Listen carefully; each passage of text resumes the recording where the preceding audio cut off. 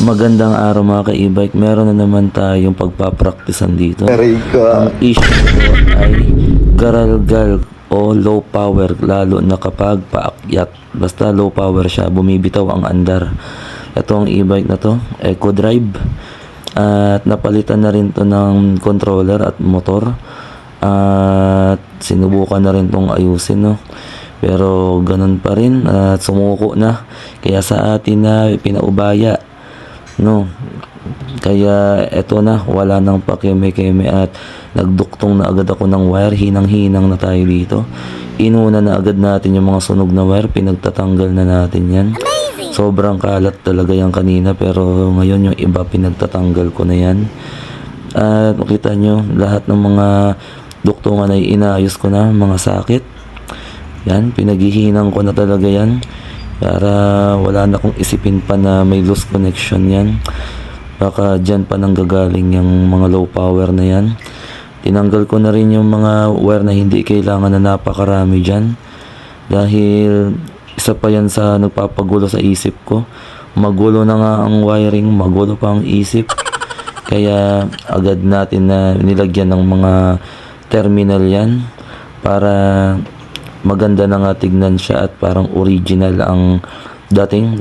Yan, nagpaspas na nga ako dyan para matapos na nga agad yan at masubukan na natin sa pataas nga talaga kung gagaralgal pa. Tinesting ko na rin yan, totoong ang garalgal, kaya di ko na napakita sa video. Pero sa mga oras na to ay hindi na nga ako sigurado sa mga ginagawa ko kung tama pa ba itong mga pinagagawa ko na yan. Basta ang alam ko lang, pinalitan ko ng mga sakit, pinutol ko lahat ng wire na mga pangit, pati hininang ko na rin yan para wala na akong isipin ay baka habang tumatakbo ang may-ari niyan ay bigla na lang siyang bumalandra sa gilid. Kaya hininang ko na rin yan. Kaya kung makikita nyo dyan, ginawa ko din, nilagyan ko din yan ng mga shrinkable tube. At eto pa ang isang anggulo na pinalapit ko talaga ng maganda ang camera. Pineflex ko talaga ang cellphone ko na maganda talaga yung camera na gamit natin dyan.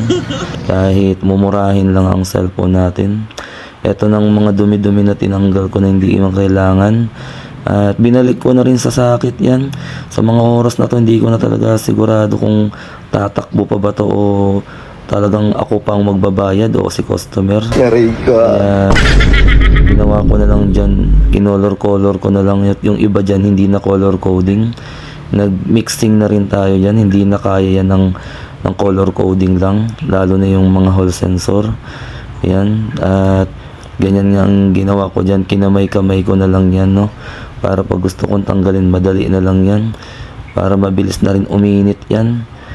Yan, kinamay ko na lang yan. Tiwala naman ako sa daliri ko na mahigpit ang kabit natin dyan. Di na natin hinigpitan yan.